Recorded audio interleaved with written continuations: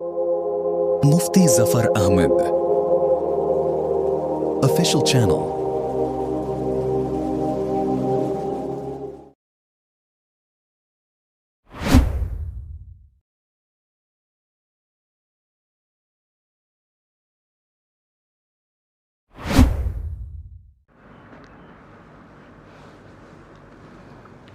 أعوذ بالله من الشيطان الرجيم بسم الله الرحمن الرحيم وإذ قتلتم نفسا فادارأتم فيها والله مخرج ما كنتم تكتمون فقلنا اضربوه ببعضها كذلك يحيي الله الموتى ويريكم آياته لعلكم تعقلون ثم قست قلوبكم من بعد ذلك فهي كالحجارة أو أشد قسوة وإن من الحجارة لما يتفجر منه الأنهار وإن منها لما يشقق فيخرج منه الماء وإن منها لما يهبط من خشية الله وما الله بغافل عما تعملون ဒီရင်မှာပြောပြခဲ့တဲ့ဗီဒီယိုမှာအဖြစ်အပျက်တစ်ခုပါခဲ့တယ်တမန်တော်မူဆာအလိုင်ဟိစလမ်ရဲ့ခေတ်မှာအစ္စရေးလူမျိုးတွေရဲ့ကြားထဲမှာလူသတ်မှုတစ်ခုဖြစ်တယ်အဲ့ဒီလူသတ်မှုဖြစ်တဲ့ဆိုတဲ့ကိစ္စမှာအလ္လာဟ်ရှင်မြတ်ဘက်ကနေပြီးတော့မှဝဟီချပေးတယ်မင်းတို့နမတကောင်တတ်လိုက်တတ်ပြီးတော့အဲ့ဒီနမတကောင်ရဲ့အသားနဲ့အဲ့ဒီတည်သွားတဲ့သူကိုရဲ့အသားနဲ့ထိလိုက်လို့ရှိရင်အဲ့ဒါဆိုရင်ဘာဖြစ်လာမလဲအဲ့ဒီလူဟာအသက်ပြန်ရှင်လာလိမ့်မယ်ပြန်ရှင်လာပြီးရင်မင်းတို့ကိုပြောလိမ့်မယ်ဆိုပြီးတော့အဲ့ဒီလိုမျိုးပြောပြခဲ့တယ်အဲ့ဒီပြောပြခဲ့တဲ့အဖြစ်အပျက်ကိုပဲအခုဒီမှာဆက်ပြီးတော့မှမိတ်နေတယ်ဝါအစ်ကဒလ်ဒမ်နဖ်ဆန်တစ်ချိန်တစ်ခါတော့ကတဲ့မင်းတို့ထဲမှာမင်းတို့ဒီလူတယောက်ကိုတတ်လိုက်ကြတယ်ဖတ်ဒါရအတုံဖီဟာတတ်ပြီးသွားတဲ့နောက်ပိုင်းမှာမင်းတို့တယောက်ကိုတယောက်အချင်းချင်းဆွဆွဲကြတယ်သူတတ်တယ်ငါတတ်တယ်ဆိုပြီးတော့သူငါဆွဆွဲငါသူဆွဆွဲအဲ့ဒီလိုခေါင်းပုံကြတယ်ပုံကြတော့အဲ့ဒီကိစ္စကိုမဖြေရှင်းနိုင်တဲ့အပေါ်မှာတမန်တော်မူဆာအလိုင်ဟိစလမ်ကြီးကိုလာပြီးတော့မှဒါဘယ်လိုလုပ်မလဲဆိုပြီးတော့အဲ့ဒီလိုပုံစံမျိုးလာပြောတယ်ပေါ့အဲ့တော့ဒီအဖြစ်အပျက်တွေအားလုံးကဘိုင်ဘယ်ကျမ်းရဲ့ဓမ္မဟောင်းကျမ်းထဲမှာလည်းဘိုင်ဘယ်ကျမ်းထဲမှာဓမ္မသစ်နဲ့ဓမ္မဟောင်းနှစ်ခုပါတယ်အဲ့ဒီဓမ္မဟောင်းထဲမှာဒါနဲ့ပတ်သက်ပြီးတော့အကျေတုံးအကုန်လုံးပါထားပြီးသားရှိတယ်အဲ့ဒီအဖြစ်အပျက်တွေကဟိုမှာလည်းပဲအကုန်လုံးပြောပြထားတာတွေရှိတယ်ဒါပေမဲ့ဟိုဘက်ထဲမှာကပြုပြင်ပြောင်းလဲရေးတွေလှုပ်ထားတာဖြစ်တဲ့အတွက်ကြောင့်မလို့အဲ့ဒီကျမ်းဂန်တွေထဲမှာကတချို့အရာတွေကကမောက်ကမတွေဖြစ်နေတာတွေလည်းအများကြီးပါတယ်အဲ့တော့အဲ့ဒီအကြောင်းအရာတွေကိုပဲအလ္လာဟ်ရှင်မြတ်ကတမန်တော်ရဲ့နှုတ်ကနေတဆင့်ပြန်ပြောခိုင်းနေတယ်အဲ့ဒါမှသာလျှင်အစ္စရေးလူမျိုးတွေသိရအောင်ဒီတမန်တော်ဟာဒါလောက်ကြံထားတဲ့တမန်တော်ဒါပေါက်တက်ကရရှောက်ပြောနေတဲ့သူမဟုတ်ဘူးဆိုတဲ့ဟာကိုသိရအောင်လို့တမန်တော်နှုတ်ကနေဒါတွေကိုပြန်ပြောင်းပြီးတော့ပြောခိုင်းနေတာဖြစ်တယ်ပြီးတော့ဒါတွေကအင်ဂျီလ်ကျမ်းထဲမှာလည်းပါထားပြီးသားအဖြစ်အပျက်တွေတောရတ်ကျမ်းထဲမှာလည်းပါထားပြီးသားအဖြစ်အပျက်တွေကိုကုရ်အာန်ကျမ်းတော်မြတ်ထဲမှာလည်းမှတ်တမ်းအနေနဲ့ပြန်ထည့်ဖို့အတွက်ကိုအလ္လာဟ်ရှင်မြတ်ကနေဒီဟာတွေအကုန်လုံးကျမ်းညွှန်းတွေပြန်ပြီးတော့ reference တွေအညွှန်းတွေပြန်ပြီးတော့မှပေးပြီးပြောသွားနေတာဖြစ်တယ်ဒါတမန်တော်ရဲ့နဗီမှန်ကန်သောနဗီဖြစ်ကြောင်းအထောက်ထားတွေပဲအရင်အွမ်မတ်တွေမှာဖြစ်ခဲ့တဲ့တမိုင်းကြောင်းတွေကိုအတိအကျပြန်ပြီးတော့မှပြောပြနေတယ်ဆိုတဲ့အရာတွေဟာဒါတမန်တော်ရဲ့မှန်ကန်သောနဗီဖြစ်ကြောင်းဆိုတဲ့ထောက်ခံချက်တွေပဲဖြစ်တယ်အဲ့တော့အဲ့ဒီလိုမျိုးဖြစ်ကြတဲ့အချိန်မှာဝလ္လာဟူမုခရဂျွမ်မာကွန်တုမ်တက်တူမူန်မင်းတို့ဘယ်အရာကိုဖုံးထားတဲ့အရာကိုငါရှင်ဖော်တော်မူမယ်ဆိုပြီးတော့အလ္လာဟ်ရှင်မြတ်ကမိန့်တော်မူတယ်ဆိုတော့လားဘယ်အရာကိုဖုံးထားလဲဆိုတဲ့လူသဘောကလူတသမားဘယ်သူလဲဆိုတဲ့ဟာကိုပေါဝင်ကြမှာဘယ်သူမှမသိကြဘူးမသိကြတဲ့အတွက်ကြောင့်မလို့အလ္လာဟ်ရှင်မြတ်ကဒါဘယ်သူတတ်တာလဲဆိုတော့အတိအကျအလ္လာဟ်ရှင်မြတ်ကနေဖော်ထုတ်ပေးမယ်ပေါ့အဲ့တော့ဖော်ထုတ်ပေးမယ်ဆိုတော့ဘယ်လိုဖြစ်တယ်လဲဆိုတော့ရှေ့မှာဆက်ပြီးတော့မိန့်နေفقل نضربوه ببعضها ထို့နောက်ငါအရှင်မြတ်ကအဲ့ဒီအစ္စရေးလူမျိုးတွေကိုမိန့်တော်မူတယ်အဒရီဘူဟူဘီဘာဒီဟာဒီနမရဲ့အသားနဲ့ဒီတတ်ထားတဲ့နမရဲ့အသားနဲ့တည်သွားတဲ့သူရဲ့အသားကိုထိလိုက်လို့ရှိရင်ကာဇာလီကာယူဟီလာဟူလ်မောတာအဲ့တော့အဲ့ဒီလိုပုံစံအဲ့ဒီလိုထိလိုက်တဲ့ချိန်မှာဒိုင်းကနေဆိုပြီးတော့မှအခုနတည်သူကချက်ချင်းဆိုသူတို့ပြန်ထလာတဲ့အချိန်မှာသူ့ရဲ့ level မှာရှိနေတဲ့သွေးကြောကသွေးတွေတောင်ပန်းပြီးတော့ထွက်နေတယ်အဲ့ဒီလိုပန်းပြီးထွက်နေတဲ့အခြေအနေမျိုးမှာပဲသူကထိုင်ထပြီးတော့ထိုင်ပြီးတဲ့နောက်ပိုင်းမှာဘယ်သူတတ်တယ်လဲဆိုတာကိုပြန်ပြောပြတယ်သူ့ရဲ့တူတွေကပဲတတ်သွားတာသူ့ရဲ့တူတွေကဘာကြောင့်တတ်တာလဲဆိုလို့ရှိရင်အမွေလိုချင်တာဖြစ်တဲ့အတွက်ကြောင့်မလို့ဆိုပြီးတော့အဲ့ဒီလိုပုံစံမျိုးနဲ့တတ်လိုက်ကြတာသူတို့ခေတ်မှာတော့တူတွေလည်းအမွေရတဲ့အနေအထားတွေရှိကြတယ်အဲ့တော့ရှိကြတယ်ဆိုတော့သူတို့အမွေမြန်ရအောင်ဆိုပြီးတော့မှဒ ဒီဦးလေးဖြစ်တဲ့လူကိုတပ်ပြစ်ပလိုက်တာတပ်ပြစ်လိုက်ပြီးတော့မှဟိုလူတတ်တာလို့ဒီလူတတ်တာလို့ဆိုတဲ့ပုံစံမျိုးနဲ့ခေါင်းပုံနေတယ်အဲ့ဒီခေါင်းပုံတဲ့ကိစ္စကိုအလောရှင်မြတ်ကနေပြန်ဖော်ပေးလိုက်တယ်အဲ့တော့အဲ့ဒီလူကတစ်ချက်တည်းဆိုသလိုထထိုင်နေထိုင်ပြီးတော့ငါ့ကိုဘယ်သူတတ်တာဆိုတာကိုပြောတယ်ပြောပြီးတော့ချက်ချင်းဆိုသလိုလဲပြီးတော့ပြန်တည်သွားတယ်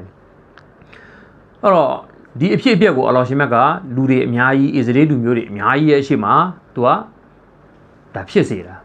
အဲ့တော့ငကိုကလေးကလည်းကြိုတင်ပြီးတော့မှအလောရှင်မြတ်ကမိန့်ထားပြီးသားမင်းတို့ဒီလိုမျိုးနွားကိုရှာပြီးလို့ရှိရင်တတ်ပြီးလို့ရှိရင်ထိလိုက်လို့ပြောတော့သူတို့ကအားလုံးပွဲကလုတ်ပြီးတော့မှပွဲလုပ်ပြီးတော့မှပေါင်ဝန်းကျင်လူတွေအားလုံးကိုခေါ်ထားတယ်ငါတို့ဒီမှာထိတော့မယ်မင်းတို့လာကြည့်ကြဆိုပြီးတော့အဲ့လိုလာကြည့်ခိုင်းတာတယ်လာကြည့်ခိုင်းတဲ့အပေါ်မှာအခုလာကြည့်ကြတော့ဒိုင်းကနေဆိုပြီးတော့တည်တဲ့သူကချက်ချင်းပြန်ထထိုင်တယ်အဲ့တော့ဒါဟာလည်းပဲအလောရှင်မြတ်ကဘာကိုပြကျင်တာလဲဆိုတော့ ba'ath ba'd al-maut ဆိုတော့ကတည်သွားပြီးသားသူတယောက်ကိုပြန်ရှင်းပြန်ထအောင်ထုတ်ခြင်းဆိုတာပြန်ရှင်းပြန်ထအောင်လုပ်တယ်ဆိုတာအလတ်အတွက်ဘာမှခဲရင်တဲ့ကိစ္စမဟုတ်ဘူးဆိုတဲ့ဟာကိုအားလုံးမျက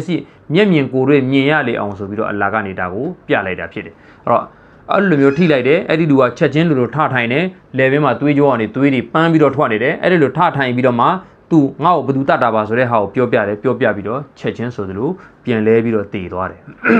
အဲ့တော့ဒါဟာအမှန်တကယ်ဖြစ်ပျက်ခဲ့တဲ့အကြောင်းအရာတွေဒါဟာတမယိုးကြဖြစ်စဉ်တွေမဟုတ်ဘူးပုံမှန်ဖြစ်လေဖြစ်တာရှိတဲ့အရာမျိုးတွေမဟုတ်အဲ့ဒီလိုပုံမှန်ဖြစ်လေဖြစ်တာမဟုတ်တဲ့အရာတွေဟာဗနီအစ္စရာအီလူမျိုးတွေရဲ့ထံတော်ဘာမှာအလောရှင်မြတ်ကအဲ့ဒီလိုပွင့်ပွင့်လင်းလင်းအများမြင်သာအောင်ဆိုပြီးတော့ကိုအလ္လာဟ်ကဖြစ်စေတော့မူခဲ့တယ်အဲ့တော့ဒါဟာလည်းပဲသူတို့ဖြည့်ရှင်းလို့မရတဲ့ပြဿနာကြီးတစ်ခုကိုအလောရှင်မြတ်ကဖြည့်ရှင်းလို့ရအောင်ဆိုပြီးတော့ချက်ချင်းဆိုသလိုအမြန်ဆုံးကြီးနဲ့ဖော်ထုတ်ပေးလိုက်တဲ့ဟာပဲဖြစ်တယ်ပေါ့ဒါလည်းဗနီအစ္စရာအီလူမျိုးတွေပေါ်မှာအလောရှင်မြတ်ကဂျေဇူးပြုမှုတစ်ခုပဲသူတို့မဖြည့်ရှင်းနိုင်တဲ့အရာတစ်ခုကိုချက်ချင်းဆိုသလိုဖြည့်ရှင်းနိုင်သွားတယ်အဲ့တော့သူတို့ရဲ့တူနှစ်ယောက်ကိုခေါ်ပြီးတော့မှသူတို့နှစ်ယောက်ကိုတတ်ပြီးတော့လူတတ်မှုကျူးလွန်တဲ့အတွက်ကြောင့်သူတို့နှစ်ယောက်ကိုပြန်ပြီးတော့မှတေစားတေစီအနေနဲ့ပြန်ကွပ်မြက်လိုက်တယ်အဲ့ဒီပုံစံမျိုးနဲ့ဒီအမှုကိစ္စချက်ချင်းဆိုသလိုပြီးသွားတယ်အဲ့ဒါကိုပဲအလောရှင်မြတ်ကမိတ်နေတယ်ကာဇာလီကယူဟီလာဟူလ်မောတာဝယူရီကွမ်အာယာတီဟီလအလကွမ်တာကီလွန်မင်းတို့သဘောပေါက်ရလေအောင်အလောရှင်မြတ်ထံတော်ဘာမှဒါအရာဒီအရာတွေကဘာမှခဲရင်တဲ့ကိစ္စတွေမဟုတ်ဘူးဒါတွေကအရန်လွယ်ကူတဲ့ကိစ္စတွေဆိုတဲ့ဟာတွေကိုမင်းတို့သဘောပေါက်ရလေအောင်အလောရှင်မြတ်ကမင်းတို့ရဲ့အရှိမတည်တဲ့သူကိုပြန်ရှင်းပြန်ထအောင်လုပ်ပြီးတော့ဝယူဒီကွမ်အာယာတီဟီမိမိရဲ့တက်တဲ့လက္ခဏာတော်တွေကိုဆိုလိုတာအလောရှင်မြတ်ရဲ့ဖန်ဆင်းနိုင်စွမ်းတွေကိုလွယ်ကူပဲအများရှိမှပြပေးလိုက်တော့မူတယ်အဲ့တော့ဒါဘာရဘူးလဲလာလကွမ်တာကီလွန်မင်းတို့စဉ်းစားဆင်ခြင်နိုင်ဖို့အတွက်ကိုအလ္လာဟ်ကနေပြပေးလိုက်တာဖြစ်တယ်အဲ့ဒီလိုပြပေးလိုက်ပြီးတဲ့နောက်ပိုင်းမှာလဲသူတို့ရဲ့ပတ်ဝန်းကျင်လူတွေကဟုတ်သားပဲအလောရှင်မြတ်ကဒီလောက်လုံနိုင်စွမ်းရှိတယ်အရာရာကိုအလ္လာဟ်စွမ်းနိုင်တယ်ဆိုတာကိုသိတဲ့လူတွေလည်းအများကြီးသိသွားကြတယ်ဒါပေမဲ့သိပြီးတဲ့နောက်ပိုင်းမှာတော်တော်များများလူတွေကကြတော့ဘာဖြစ်တယ်လဲဆိုတော့လောလောဆယ်သိတာအေးဟုတ်ပြီဆိုပြီးတော့မှတ်ထားလိုက်တယ်မှတ်ထားပြီးတော့နောက်ပိုင်းကျတော့အလ္လာဟ်ရဲ့အမိန့်နာခံမှုတွေသူတို့မလုပ်ကြတော့ဘူးအလ္လာဟ်အမိန့်နာခံမှုတွေကိုသူတို့မလုပ်ကြတော့ဘူးအဲ့တော့အဲ့ဒီလိုပုံစံမျိုးနဲ့တို့ရဲ့နှလုံးသားတွေကမာကြောကုန်ကြတယ်မာကြောကုန်ပြီးတော့နောက်ပိုင်းကျတော့အလတ်အမိတ်ဆိုလို့ရှိရင်လည်းပဲတိတ်ပြီးတော့အာယုံနဲ့မထည့်တော့ဘူးဖုတ်လေတန်းကပိရှိတယ်တလားလို့လည်းမအောင်မေးတော့ဘူးအလောရှင်မြတ်ယူထားတဲ့ဂရိတွေဆိုလို့ရှိရင်လည်းဘေးချိတ်အားလုံးဘေးချိတ်ဆိုတဲ့အဲ့ဒီလိုပုံစံမျိုးတွေနဲ့ပဲဆက်သွားကြတယ်အဲ့တော့တို့ရဲ့နှလုံးသားတွေဟာအလောရှင်မြတ်ရဲ့ကုဒရတ်တော်တွေအလတ်ရဲ့တကူတော်တွေကိုတို့မျက်မြင်ကိုယ်တွေ့မြင်ရတယ်မျက်ဝါးထင်မြင်ရတယ်မြင်ရပေမဲ့လည်းပဲနောက်ပိုင်းကျတော့တို့ဒါတွေကိုလက်ခံလို့တဲ့ဆန္ဒမရှိတော့တဲ့အတွက်ကြောင့်သူတို့ရဲ့နှလုံးသားတွေကအယံမာကြောခက်ထန်ကုန်တယ်အဲ့ဒါကိုအလောရှင်မြတ်ကဆက်ပြီးတော့မိတ်နေတယ် ثم قست قلوبكم من بعد ذلك ဒီလောက်ကုဒရတ်တော်တွေအလ္လာဟ်ချပြီးတော့ပြတယ်ဗျာတကူတော်တွေအလ္လာဟ်ချပြီးတော့ပြခဲ့တယ်ပြပြီးတဲ့နောက်ပိုင်းမှာလည်းပဲသူတို့ကဒါတွေကိုကြည့်လိုက်တယ်ကြည့်ပြီးတော့တော်တော်များများသူတွေဟာသူတို့ရဲ့နှလုံးသားတွေမာကြောကုန်တယ်နှလုံးသားတွေမာကြောကုန်တယ်ဆိုတဲ့အလိုသဘောကဘာကိုဆိုလိုတာလဲဆိုလို့ရှိရင်ဓမ္မနဲ့အာရမကိုသူတို့ဓမ္မကိုလက်ခံလို့တဲ့ဆန္ဒမရှိဘူးအာရမကိုလည်းပဲစွန့်လွတ်လို့တဲ့ဆန္ဒမရှိဘူးဓမ္မနဲ့အာရမဝေခွဲခြင်းဆိုတဲ့ဟာတွေကိုလည်းပဲသူတို့ကအဲ့တော့ကြီးဒီအာယုံနဲ့မထည့်တော့ဓမ္မဆိုလည်းဘေးချိတ်กว่าအာရမဆိုလည်းဘာမှမဖြစ်ဘူးกว่าဆိုတဲ့အဲ့လိုဓမ္မနဲ့အာရမကိုရောရှက်ပြီးတော့မှလှုပ်တင်တာတွေမလှုပ်တင်တာတွေစောင်းရံတွေရှောင်းရံတွေဒါတွေကိုဘာမှမခွဲကြတော့အဲ့တော့ဒါဟာဘာလဲဆိုတော့နှလုံးသားမာကြောသွားပြီဆိုတဲ့အခါကျလို့ရှိရင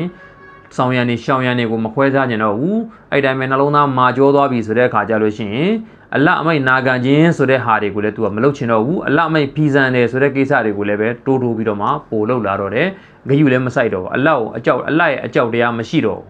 ကျွန်တော်တို့ဒီနေ့မွတ်စလင်တွေမှာလည်းဒီပြဿနာတွေပဲတော်တော်များများမွတ်စလင်တွေဟာနှလုံးသားမာကြောတာဖြစ်တဲ့အတွက်ကြောင့်ဓမ္မဆိုတာကိုသူတို့လက်မခံချင်ဘူးလက်မခံချင်တဲ့အတွက်ကြောင့်မလို့အီဘာဒတ်ပိုင်းလောက်ရမယ်ဆိုတဲ့ကဏ္ဍတွေဆိုရင်သူတို့မလုပ်ချင်ကြဘူး ကောင်းမှုကုသိုလ်ဆိုရင်မလုပ်ချင်ကြဘူးမကောင်းတာတွေပဲသူတို့လုပ်ချင်ကြတယ်ဒါတွေကဘာလဲဆိုတော့နှလုံးသားမာကြောသွားခြင်းပဲနှလုံးသားမာကြောသွားခြင်းဆိုတာကဘယ်လိုပေတံနဲ့တိုင်းလို့ရလဲဆိုလို့ရှိရင်ကောင်းမှုလုပ်ချင်တဲ့ဆန္ဒများတယ်မကောင်းမှုလုပ်ချင်တဲ့ဆန္ဒကိုမြူသိမ့်နိုင်စွမ်းရှိတယ်ဆိုရင်ဒီလူရဲ့နှလုံးသားကပျော့ပြောင်းတယ်ဒါပေမဲ့လူတယောက်ကခုနပြောသလိုမျိုးပဲကောင်းမှုလုပ်ချင်တဲ့ဆန္ဒတွေဘာတွေညာတွေဘေးချိတ်မကောင်းမှုလုပ်ချင်တဲ့ဆန္ဒပေါ်လာလို့ရှိရင်လည်းလှုပ်ထက်လိုက်တာပဲလှုပ်ချင်ရင်လှုပ်လိုက်တာပဲဆိုတဲ့ဒီလိုပုံစံမျိုးတွေပေါ့ငါတို့ကတော့လှုပ်ချင်တယ်ဆိုရင်ကောက်လှုပ်လိုက်တာပဲဘာမှကြည့်မနေဘူးဘာသာရေးအဲ့လောက်အစွမ်းမရောက်ဘူးဆိုပြီးတော့ဒီလိုမျိုးတွေတွေ့လေးပြောကြတယ်တချို့မွတ်စလင်တွေဆိုလို့ရှိရင်ဘာသာကြားတွေနဲ့စကားပြောတဲ့ချိန်မှာကိုဘာလို့ပြောလဲဆိုတော့ကျွန်တော်တို့ကဘာသာရေးအရင်ကြီးအစွမ်းမရောက်ဘူးကျွန်တော်တို့ကအရက်တငယ်ချင်းတွေနဲ့အရက်တောက်တဲ့ချိန်ကျရင်လည်းကျွန်တော်တို့ကအရက်လည်းတောက်လိုက်တာပဲကျွန်တော်တို့ကကလပ်လည်းတက်လိုက်တာပဲဆိုပြီးတော့ဒီလိုပုံစံမျိုးတွေပြောကြတယ်အဲ့တော့အဲ့ဒီလိုမျိုးနှုတ်ကနေလွယ်ထုတ်ပြောနေတယ်ဆိုတာကသူတို့ရဲ့နှလုံးသားအလွန်အင်မတန်မှမာကြောနေတယ်ဆိုတဲ့ဟာကအဲ့ဒါသိနေရတယ်ဘာဖြစ်လို့လဲဆိုတော့လူတစ်ယောက်ကအပြစ်တွေကျူးလွန်နေဆိုတဲ့ဟာကိုပေါ်တင်ကိုပဲကျွန်တော်တို့ကဒါတွေကတော့ဘာမှပြောပလောက်တဲ့အရာတွေမဟုတ်ဘူးကျွန်တော်တို့ကတော့လှုပ်လိုက်တာပဲလှုပ်ချင်လှုပ်ပလိုက်တာပဲဆိုပြီးတော့ဒီလိုမျိုးပြောတာဒါနှလုံးသားမာကြောတဲ့လက္ခဏာတွေပဲဖြစ်တယ်နှလုံးသားနူးညံ့ပျော့ပြောင်းပါတယ်ဆိုတဲ့အဲ့ဒီလိုလူတွေဟာမကောင်းတဲ့အလုပ်ကိုကိုယ်တိုင်လုပ်ပြီးရင်တော့သူများရှေ့မှာမပြောပြဘူးပြီးရင်တောက်ပါလုပ်တယ်နောက်မလုပ်ပြအောင်လို့လည်းရှောင်ကျင်တယ်တခါတလေကျူးလွန်မိသွားရင်တော့နောက်မလုပ်ပြအောင်ပြန်ရှောင်လေးရှိတယ်အဲ့ဒါကနှလုံးသားနူးညံ့သူတွေရဲ့လက္ခဏာတွေပေါ့အဲ့တော့ဒီမှာဗနီအစ္စရေးလူမျိုးတွေနဲ့ပတ်သက်ပြီးအလ္လာဟ်ကမိတ်နေတယ်အဲ့ဒီလိုအဖြစ်အပျက်တွေကိုသူတို့မျက်မြင်ကိုယ်တွေ့မြင်ရတယ်အလ္လာဟ်ဘက်ကနေတိုက်ရိုက်သူတို့ကိုနွားတက်ပြီးတော့အဲ့ဒီနွားနဲ့ထိခိုင်းလိုက်တဲ့အချိန်မှာတခါတည်းတန်းပြီးတော့မျက်ပြန်ရှင်လာတယ်ပြန်ရှင်လာခြင်းပြန်တည်သွားခြင်းဆိုတဲ့အရာတွေအားလုံးကိုသူတို့မြင်ရတယ်အဲ့လိုမြင်ပြီးတဲ့နောက်ပိုင်းမှာအလ္လာဟ်ရဲ့အမိန့်တွေကိုပိုနာခံရမှာဒါပေမဲ့အဲ့လိုပိုမနာခံဘူးနောက်ပိုင်းပိုလို့တော့မှဝေးသွားတယ်ဘာသာတရားနဲ့ပေါ့အဲ့လိုဝေးသွားတဲ့ဟာကိုအလ္လာဟ်ရှင်မြတ်ကဆက်ပြီးတော့မိတ်နေတယ်ဖဟီယကလ်ဟီဂျာရတီအောအရှဒ်ဒူကဆဝါသူတို့ရဲ့ဒီမာကြောသွားတဲ့ဒီနှလုံးသားတွေဟာတဲ့ဘာနဲ့တူတယ်လဲဆိုလို့ရှိရင်ကြောက်ခဲလိုမျိုးပဲသို့မဟုတ်လို့ရှိရင်ကြောက်ခဲထက်တောင်ပိုမာသေးတယ်ဆိုပြီးတော့အလ္လာဟ်ရှင်မြတ်ကအဲ့ဒီလိုမျိုးတင်စားပြီးတော့မှခိုင်းနိုင်ပြီးဥပဇာအနေနဲ့ခိုင်းနိုင်ပြီးတော့မှတင်စားပြီးတော့တုံးနေတယ်အဲ့တော့သူတို့ရဲ့နှလုံးသားတွေကဘယ်လောက်ထိလဲဆိုရင်ကြောက်ခဲလိုမျိုးပဲသို့မဟုတ်ကြောက်ခဲထက်တောင်ပိုမာတဲ့အဆင့်ထိရောက်သွားကြပါတယ်ရှေ့ဆက်ပြီးတော့အလ္လာဟ်ရှင်မြတ်ကကြောက်ခဲနဲ့ပတ်သက်ပြီးပြောပြနေတယ်ကြောက်ခဲတောင်ပုံစံ၃မျိုးရှိသေးတယ်ကြောက်ခဲပုံစံ၃မျိုးရှိသေးတယ်ဝအင်နမီနလ်ဟီဂျာရတီလမာယတဖဂျရူမင်ဟူလ်အန်ဟာရကြောက်ခဲတွေထဲမှာပထမဦးဆုံးပုံစံတစ်မျိုးကကြောက်ခဲတစ်မျိုးရှိတယ်တဲ့အဲ့ဒီကြောက်ခဲကဘယ်လိုကြောက်ခဲလဲဆိုရင်သူ့စီကနေပြီးတော့မှဒီကြောက်တုံးကြီးကနေပြီးတော့မှပြန်ပြီးတော့မှချောင်းနေမြောင်းနေညစ်ချောင်းအင်းအိုင်နေပြန်စည်းစင်းသွားတယ်ဆိုတော့ဒီကြောက်တုံးဒီပတ်ဝန်းကျင်ကိုအကျိုးပြန်ပြုတ်နေတဲ့ကြောက်တုံးဒါကပထမဦးဆုံးသောကြောက်တုံးမျိုးစားချောင်းနေမြောင်းနေစီးစင်းပြီးတော့မှတော်တော်များများနိုင်ငံတွေထိအောင်သွားလိုက်တယ်ဥပမာအပြင်နိုင်မြစ်ဆိုလို့ရှိရင်အဲ့နိုင်မြစ်ကထွက်တဲ့နေရာဆိုလို့ရှိရင်အဲ့နိုင်မြစ်ထွက်တဲ့နေရာဆိုရင်ဒါကြောက်တုံးတုံးပဲရှိတယ်အဲ့ဒီကြောက်တုံးတုံးကနေထွက်လာခဲ့လိုက်တဲ့အရာကလုံးဝနိုင်ငံပေါင်း50နိုင်ငံကိုဖြတ်သန်းပြီးတော့မှအီဂျစ်ပြည်ထိအောင်ကိုသွားပြီးတော့မှဒီရေတွေကရောက်စေတယ်ဒီမြစ်တွေကစီးစင်းသွားစေတယ်ပေါ့အဲ့တော့ကျွန်တော်တို့ကမ္ဘာမှာရှိနေတဲ့မြစ်ကြီးတွေအေယာမမြစ်အကြီးကြီးတွေရှိတယ်အဲ့ဒီမြစ်အကြီးတွေရဲ့အစတွေကိုပြန်လိုက်ကြည့်လိုက်လို့ရှိရင်တော်တော်များများဟာကြောက်တုံးလေးတွေကနေပဲတွေ့ရတယ်ကျွန်တော်တို့မြေမြုပ်မှာဆိုလို့ရှိရင်လည်းပဲတချို့လူတွေဆိုလို့ရှိရင်ကျွန်တော်တို့ကိုယ်တိုင်လည်းပဲအဲ့လိုမျိုးလိုက်ကြည့်သေးတယ်ဒီရေဘယ်ကလာတယ်လဲဆိုပြီးတော့လိုက်ကြည့်ရင်ဟိုအမြင့်ဆုံးတိတက်သွားတော့ဟိုအပေါ်ဆုံးမှာကြောက်တုံးလေးသေးလေးတွေကနေပြီးတော့ရေရစိတ်နေတာအဲ့ဒီရေစိတ်နေတဲ့ဒီရေအဲ့ဒီရေစိတ်နေတဲ့ရေလေးကပြေရော့လေးပဲစိတ်နေတာအဲ့ဒီနေရာမှာကျွန်တော်တို့လက်ကလေးထောက်ကြည့်လိုက်တယ်ရေရဲ့ဟာလေးကအရှိန်ဘယ်တော့မှမရှိဘူးဒါပေမဲ့အရန်ဝေးကွာသွားတာနဲ့အမျှဟိုမှာရေတကွန်ကြီးတွေဖြစ်သွားစေတယ်အဲ့တော့ဒါကပထမဦးဆုံးကြောက်တုံးကဘယ်လိုကြောက်တုံးလဲဆိုလို့ရှိရင်မြစ်ချောင်းအင်းအိုင်တွေပါဖြစ်စေတယ်ဒါပထမအကျိုးပြုသောကြောက်တုံးဒုတိယအဆင့်ကဘယ်လိုကြောက်တုံးလဲဝအင်နမင်ဟာလမာယရှက်ကွဖယခရဂျူမင်ဟူလ်မာတချို့တော့ဒုတိယအဆင့်ကြောက်တုံးကပါလဲဆိုလို့ရှိရင်သူ့စီကနေပြီးတော့ရေတွေပြန်ထွက်တယ်စိမ့်စမ်းရေပုံစံမျိုးပြန်ထွက်တယ်ဆိုတော့မြစ်ချောင်းအင်းအိုင်တွေဖြစ်နိုင်တဲ့အနေထားတော့မရှိဘူးသူကဒုတိယအဆင့်ကြောက်တုံးကဘယ်လိုလဲဆိုရင်သူ့စီကနေရေလေးတွေထွက်နေတယ်အဲ့ဒီထွက်တဲ့ရေလေးတွေကိုခံပြီးတော့မှသုံးကျင်တယ်ဆွဲကျင်တယ်ဆိုရင်အဲ့ဒီနားမှာသုံးလို့ရတယ်သူတို့ကဘယ်ဟိုမှမြစ်ချောင်းပုံစံမျိုးနဲ့ပြန်စည်းစင်းနေဆိုတာမရှိဘူးဒီကြောက်တုံးကလည်းဒါဒုတိယအဆင့်အကျိုးပြုစေသောကြောက်တုံးပဲတတိယအဆင့်ကြောက်တုံးဘာပြောလဲဝအင်နမင်ဟာလမာယဟ်ဘီတူမင်ခါရှီယတ်လာတတိယအဆင့်ကြောက်တုံးတွေကဘယ်လောက်ထိအသုံးတဲ့တယ်လဲဆိုလို့ရှိရင်သူတို့လည်း တတိယအဆင့်ဆိုတော့အဆင့်ကနှိမ့်သွားတယ်နှိမ့်ပေမဲ့ဒီကောင်ဘယ်လောက်ထိသုံးလို့ရတယ်လဲဆိုရင်တနေရာနဲ့တနေရာကိုသူတို့လိမ့်ကျသွားနိုင်တယ်ပြုတ်ကျသွားနိုင်တဲ့အဆင့်တော့ရှိတယ်မင်ခါရှိယတ်လာဘာကြောင့်လဲအလ္လာဟ်ကိုကြောက်တော်အပြင်ဒီကြောက်တုံးဒီအလ္လာဟ်ကိုကြောက်တဲ့အတွက်ကြောင့်မလို့အလ္လာဟ်ရဲ့အရှိန်အဝါကြောင့်မလို့ဒိုင်းဆိုပြီးတော့မှဒီကြောက်တုံးကတနေရာနဲ့တနေရာကိုလိမ့်ဆင်းသွားတယ်ပြူကျသွားတယ်ကွဲထွက်သွားတယ်အဲ့ဒီလိုမျိုးတွေဖြစ်စေတယ်အဲ့တော့ဒီကြောက်တုံးကနေရေတော့မထွက်ဘူးဒါပေမဲ့ဒီကြောက်တုံးကတနေရာနဲ့တနေရာကိုလှိမ့်ပြီးတော့မှသွားနိုင်တဲ့အနေအထားတော့ရှိတယ်ကျွန်တော်တို့ကမ္ဘာတမိုင်းမှာဆိုလို့ရှိရင်လည်းတော်တော်များများစစ်တပ်တွေဟာဟိုးအရင်ခေတ်တွေတုန်းကဆိုလို့ရှိရင်ရန်သူတွေလာမဲ့လမ်းကြောင်းတွေကိုဟိုးအပေါ်နေကြောက်တုံးနေနဲ့လှိမ့်ချတာတို့ဘာလို့အဲ့လိုမျိုးတွေလုပ်ပြီးရန်သူရဲ့စစ်ကြောင်းတွေကိုဖျက်တောက်ခဲ့တယ်ဆိုတာတွေရှိခဲ့ကြတယ်အဲ့တော့ဒါဟာလည်းပဲဘာလဲဆိုလို့ရှိရင်အဲ့ဒီကြောက်တုံးကတတိယအဆင့်ပတ်ဝန်းကျင်ကလူသားတွေကိုအကျိုးပြုနိုင်စေတယ်အဲ့တော့ဒီလိုကြောက်တုံး၃မျိုးရှိသေးတယ်ဒီကြောက်တုံး၃မျိုးတော့မှပုံစံ၃မျိုးနဲ့ပဲလူသားတွေကိုအကျိုးပြုနေတယ်ဒါပေမဲ့အစ္စရေးလူမျိုးတွေရဲ့နှလုံးသားမာကျောသွားခြင်းဆိုတာကကြတော့အဲ့ဒီလောက်ကြောက်တုံးအဆင့်တောင်မရှိတော့ဘူးသူတို့ဒီတာမန်တကယ်အမှန်တကယ်ကြောက်တုံးတောင်ပတ်ဝန်းကျင်ကိုအကျိုးပြုတယ်သူတို့ရဲ့နှလုံးသားကအဲ့ဒီလိုကြောက်တုံးလောက်တောင်သုံးစားလို့မရတော့ကြောက်တုံးထက်တောင်မာကျောတဲ့အဆင့်ထိရောက်သွားကြပါတယ်တဲ့ဝမတ်လာဟူဘီဂါဖီလင်အမ်မာတာအမလူန်အလ္လာဟ်ရှင်မြတ်ကဆက်ပြီးတော့မိန့်နေတယ်အိုအစ္စရေးလူမျိုးတို့မင်းတို့လောကမှာဘာပဲလှုပ်ထားအဲ့ဒါဒီအားလုံးအလ္လာဟ်စီမှာဘာမှစင်ရင်တွေပျောက်သွားတယ်ဆိုတာမရှိဘူးအလ္လာဟ်ထံတော်ဘာမှာမင်းတို့လှုပ်ခဲ့သမျှသောအရာအားလုံးက record အကုန်ရှိပြီးသားပဲအလ္လာဟ်စီမှာစင်ရင်ပျောက်သွားတယ်ဆိုတာမရှိဘူးအရှိကိုဆက်ပြီးတော့အလ္လာဟ်ကမိန့်တော်မူနေတဲ့အဖတတ်ပေါ်မာဦးနာဒါဘသူတွေကိုမိန့်နေတာလဲဆိုတော့မွတ်စလင်တွေကိုမိန့်နေတာတမန်တော်ခေတ်မှာရှိနေတဲ့အစ္စလာမ်ဘာသာဝင်တွေတမန်တော်ကိုလက်ခံထားပြီးသားအစ္စလာမ်ဘာသာဝင်တွေအဲ့ဒီအစ္စလာမ်ဘာသာဝင်တွေကိုအလ္လာဟ်ကနေမိန့်နေတယ်မင်းတို့ကတဲ့ဂျူးလူမျိုးတွေဟုတ်ပါနော်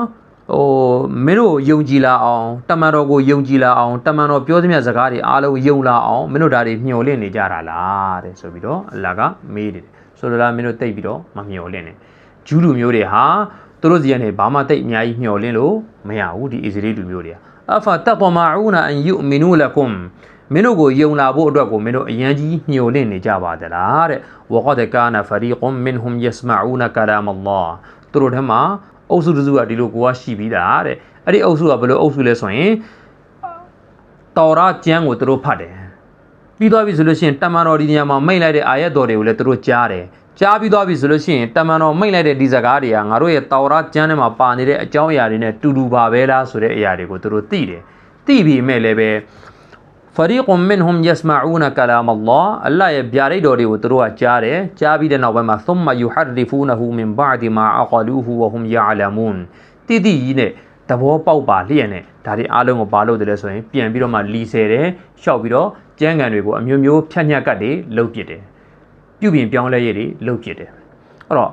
သူတို့အလ္လာဟ်ရဲ့ကလာမ်တွေကိုကြားတယ်အရင်ခေတ်တုန်းကလည်းတောရတ်နဲ့ပတ်သက်ပြီးတော့ကျမ်းတွေကိုကြားခဲ့တယ်ကြားခဲ့ပြီးလို့ရှိရင်ဒီတောရတ်ကျမ်းထဲမှာရှိနေတဲ့အမိန့်ပညာချက်တွေကိုပတ်ဝန်းကျင်ကတာမန်အယက်သားတွေကိုပြောပြပြီးဆိုတဲ့အခါကျလို့ရှိရင်ရှေ့တို့နောက်ဆုတ်ပုံစံမျိုးတွေလုပ်လိုက်တယ်အမျိုးမျိုးဖြတ်ညှက်ကလုပ်လိုက်တယ်ပြီးသွားပြီးအမျိုးမျိုးပြုပြင်ပြောင်းလဲလုပ်လိုက်တယ်လုပ်ပြီးသွားပြီဆိုလို့ရှိရင်လီဆယ်ပြီးတော့မှအယက်တာမန်အယက်သားတွေရဲ့ရှေ့မှာချပြတယ်ဒါကသူတို့ရဲ့ထဲမှာအဲ့ဒီလိုအုပ်စုတစုကတတ်ရှိကိုရှိပြီးသားအဲ့တော့ဒါတွေကသူတို့မလုတ်တင်ဘူးဆိုတာကိုလည်းသူတို့သိတယ်မူလအကြောင်းအရာတွေမှာဘာတွေမှန်ကန်မိတ်ထားလဲဆိုတာတွေကိုလည်းသူတို့သိတယ်အဲ့ဒီလိုသိပါလျက်နဲ့လည်းပဲဓမ္မနဲ့အာရမကိုအဲ့ဒီလိုပုံစံမျိုးရောပြီးတော့ရောသမမှွေလုပ်ပြီးတော့ရှေ့ရလူတွေလိုက်နာရခက်သွားရအောင်ရှေ့ရလူတွေဓမ္မကိုဓမ္မမှန်မသိအာရမကိုအာရမမှန်မသိအဲ့လိုဝေခွဲနိုင်စွမ်းမရှိအောင်သူတို့လောက်ကြတဲ့အုပ်စုဆိုတာကရှိပြီးသားအဲ့ဒီကြောင့်သူတို့ကအဲ့ဒီလိုတွေလောက်ကိုလောက်ကြတယ်အဲ့တော့တမန်တော်စီကနေပြီးတော့ဒီကုရ်အာန်အာယတ်တော်တွေကိုကြားတယ်ဆိုလို့ရှိရင်သူတို့တန်းပြီးတော့မှသိတယ်တခြားအာယတ်တော်တွေထဲမှာမိတ်ထားတယ်သူတို့ဒီတမန်တော်ကိုဘယ်လောက်ထိသိတယ်လဲဆိုလို့ရှိရင်ဒါငါတို့ကျမ်းတွေထဲမှာပါတဲ့နောက်ဆုံးနဗီဆိုတာမှန်ကန်ကြောင်းဆိုတာသူတို့ဘယ်လောက်ထိသိတယ်လဲဆိုရင်တဲ့သူတို့သားသမီးတွေကိုသူတို့သိတယ်လို့မျိုးပဲတမန်တော်ကိုသူတို့သိတယ်အဲ့ဒီလိုသိပေမဲ့လည်းပဲတမန်တော်ကိုသူတို့တော်တော်များများလက်မခံကြအောင်အဲ့တော့တချို့လက်ခံကြတဲ့အုပ်စုတွေကတော့လက်ခံသွားကြတယ်ဒါပေမဲ့တော်တော်များများ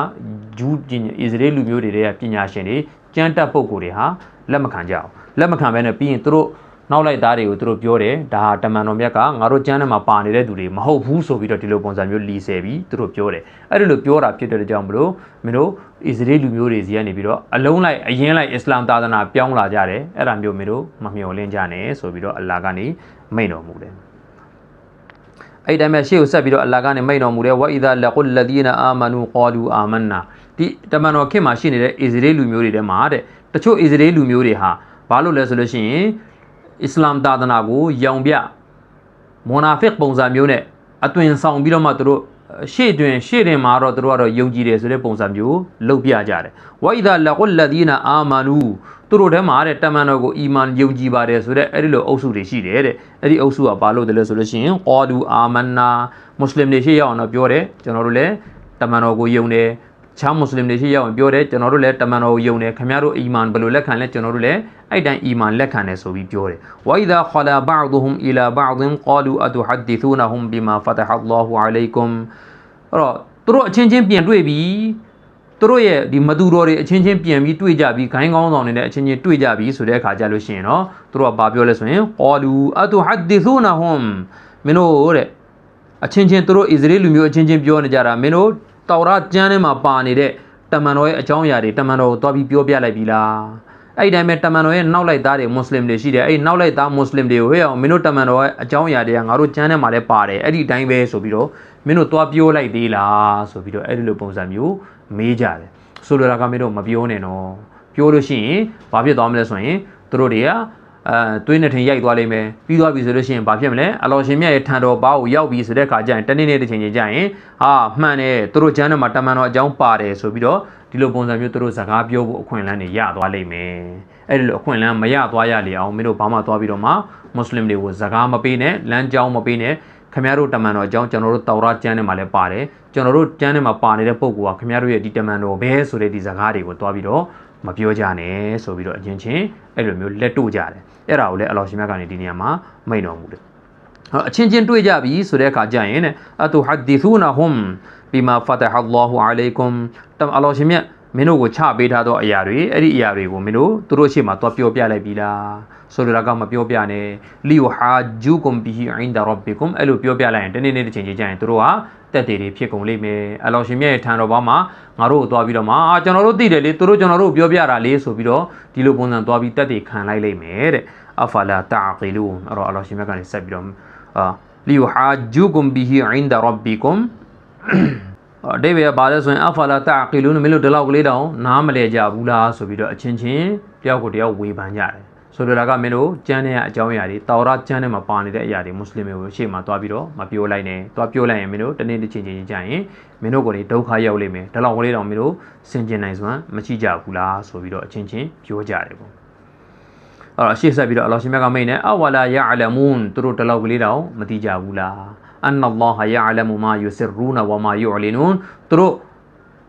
အများသူငါအရှိမဘယ်အရာကိုပဲဖော်ထုတ်သည်ဖြစ်စေဘယ်အရာကိုပဲမဖော်ထုတ်ပဲထိန်ချန်ထားသည်ဖြစ်စေအဲ့ဒါတွေအားလုံးအလာသိတယ်ဆိုတဲ့ဟာကိုသူတို့အဲ့လောက်ကလေးတောင်မသိကြဘူးလားတဲ့ဆိုတော့သူတို့လုံနေတဲ့အရာတွေအားလုံးအလောရှင်မြတ်ကအကုန်သိတယ်မွတ်စလင်တွေရှေ့ရောက်ရင်စကားတစ်မျိုးပြောတယ်သူတို့လူအချင်းချင်းရှေ့ရောက်လို့ရှိရင်စကားတစ်မျိုးပြောတယ်အဲ့ဒါတွေအားလုံးအလာသိတယ်သူတို့အချင်းချင်းကြားထဲမှာဘယ်လိုပုံစံတွေပြောနေလဲအဲ့ဒါတွေအားလုံးလည်းအလာသိတော်မူတယ်တဲ့အဲ့လောက်ကလေးတောင်သူတို့မှာအတိညာမရှိကြဘူးဆိုလိုတာကအလောရှင်မြတ်ဒီအကျွင်းမဲ့သိရှိတော်မူသောအရှင်ဖြစ်တယ်ဆိုတာသူတို့ရဲ့ဘိုးစဉ်ပေါင်ဆက်ကရှေးပဝေဒနီကဘိုးဘေးဘီပင်တွေအကုန်ပြောခဲ့ပြီးသားဒါတောင်သူတို့ဒီလောက်ကလေးတောင်နားမလည်ဘူးလားတဲ့ဆိုပြီးတော့အလောရှင်မြတ်ကနေမိန့်တော်မူတယ်ရှေ့ကိုဆက်ပြီးတော့အလ္လာဟ်ကမိန့်နေဝမင်ဟွမ်အွမ်မီယူနာလာယအလမူနလ်ကီတာဘ်အစ္စရေးလူမျိုးတွေထဲမှာ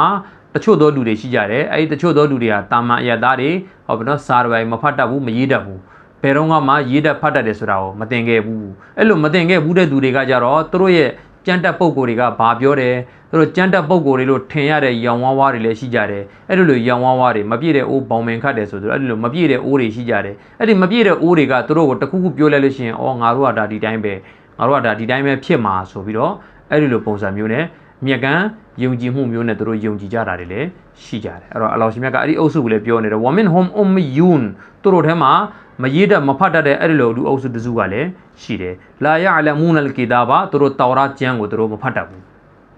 ကျမ်းထဲမှာဘာတွေရေးထားတယ်ဆိုတဲ့ဟာကိုသူတို့မဖတ်တတ်ဘူးမဖတ်တတ်ပေမဲ့သူတို့ကဘာလုပ်လဲအီလာအာမာနီယာသူတို့စီမှာမျှော်လင့်ချက်တွေပဲရှိတယ်ဘယ်လိုမျှော်လင့်ချက်တွေလဲဆိုတော့မျှော်လင့်ချက်အလွဲတွေသူတို့ရဲ့ပညာရှင်တွေကသူတို့ကိုပေးထားကြတယ်ဘယ်လိုပေးထားကြတာလဲအီလာအာမာနီယာဘယ်လိုမျှော်လင့်ချက်တွေလဲဆိုတော့သူတို့ပညာရှင်တွေကပြောထားကြတယ်ငါတို့အစ္စရေးလူမျိုးတွေဟာဂျဟန္နမ်ကိုမသွားရအောင်ဂျဟန္နမ်ကြဖို့မရှိဘူးဂျဟန္နမ်ကြမယ်ဆိုလို့ရှိရင်လည်းပဲငါတို့ကရက်ပိုင်းလေးပဲကြမှာရက်ပိုင်းလေးဆိုတဲ့နေရာမှာသူတို့ထဲမှာအချင်းချင်းအကွဲလွဲတွေရှိကြတယ်တချို့ကျမ်းတွေထဲမှာဘာပြောလဲဆိုတော့9ရက်ပဲငါတို့ဂျဟန္နမ်မှာခဏကြမယ်ငါတို့ကသို့မဟုတ်ငါတို့ ဘိုးဘွေးပြည်ပြည်နေတဲ့မှာရက်40နမရုပ်ကိုကိုးကွယ်ခဲ့ကြတယ်နွားငယ်ရုပ်ကိုကိုးကွယ်ခဲ့တယ်အဲ့နွားစင်တုကိုကိုးကွယ်ရတဲ့ကြောင့်ရက်40ပဲငါတို့ကြမယ်ဆိုပြီးတော့အဲ့ဒီလိုလေသူတို့ကပြောကြတယ်တချို့လူတွေကသူတို့ရဲ့ပညာရှင်တွေထဲမှာတချို့ကပြောတာနှစ်ပေါင်း40ဂျဟန္နမ်မှာငါတို့ခဏကြမယ်ပြီးသွားရင်ငါတို့ကပြီးဂျဟန္နမ်ကနေလွတ်မှာတချို့ကလည်းပဲဘယ်လိုပုံစံမျိုးပြောကြတယ်လဲဆိုတော့သူတို့ပညာရှင်တွေကပြောကြတာကမင်းတို့လောကမှာအသက်ဘယ်လောက်နေခဲ့တယ်လဲနေခဲ့တဲ့လောက်ပဲဂျဟန္နမ်မှာခဏကြဆိုလိုတာလောကမှာအသက်50နေခဲ့ရင်ဂျဟန္နမ်မှာနှစ်50ခဏကြမယ်လောကမှာအသက်80နေခဲ့ရင်ဂျဟန္နမ်မှာနှစ်ပေါင်း80ခဏကြမယ်ပြီးသွားရင်ငါတို့ကလွတ်သွားမှာ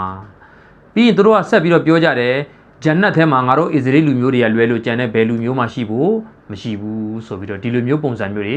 false hope လို့ခေါ်တဲ့မျှော်လင့်ချက်အလွဲတွေအဲ့ဒီလိုတွေပေးထားတာအဲ့ဒီလိုပေးထားတဲ့အဲ့ဒီမျှော်လင့်ချက်အလွဲတွေလွဲမှားတဲ့မျှော်လင့်ချက်တွေအဲ့ဒီမျှော်လင့်ချက်တွေပဲဒီနောက်လိုက်တွေကသိကြတယ်ကျန်တာဘာမှသူတို့မှမသိဘူးဆိုလိုတာကဂျန်နတ်မှာငါတို့အစ္စရေးလူမျိုးတွေပဲရှိမယ်ပြီးရင်ငါတို့ကရက်ပိုင်းလောက်ပဲခဏပဲနေရမယ်နေပြီးရင်ငါတို့ကဂျန်နတ်ကနေဂျဟန္နမ်မှာငါတို့ခဏနေရမယ်နေပြီးတော့ရင်ငါတို့ကဂျန်နတ်ကိုသွားရမယ်ငါတို့ဂျန်နတ်ပထာဝရစံစားရမယ်ငါတို့မကောင်းတာတွေလုပ်လဲဂျန်နတ်မှာငါတို့စံစားရမယ်ဆိုပြီးတော့ဒီလိုပုံစံမျိုးတွေသူတို့မျှော်လင့်ချက်အလွဲတွေရှိခဲ့ကြတယ်တဲ့ဝအင်ဟွမ်အလာယာဇွန်နူန်ရှေ့ဆက်ပြီးတော့အလောရှင်မြတ်ကမိတ်နေတယ်သူတို့ဒီလိုမျိုးထင်တဲ့အရာကဒါလုံးဝတလွဲအထင်တက်တက်ပဲဖြစ်တယ်အထင်လွဲနေတာကလွဲလို့ချင်တာဘာအရာမှဟုတ်ကိုမဟုတ်တစ်စက်ကလေးမှဘာမှဟုတ်ကိုမဟုတ်ဆိုလိုတာဒါကအမှန်တရားနဲ့လာမှလက်ရှိနဲ့လာမှမအဆက်တဲ့အရာတွေဖြစ်တယ်ရှေ့ဆက်ပြီးတော့အလ္လာဟ်ကမိတ်နေတယ်ဖဝိုင်လုလလဒီနယက်တူဘူနလ်ကီတာဘဘီအိုင်ဒီဟင်သုမယကူလူနဟာဒါမင်အိန္ဒလ္လာဟီလီယရှတရူဘီဟီသမနန်ကဒီလာဖဝိုင်လုလဟွမ်မင်မာကတဘတ်အိုင်ဒီဟင်ဝဝိုင်လုလဟွမ်မင်မာယက်ဆီဘူန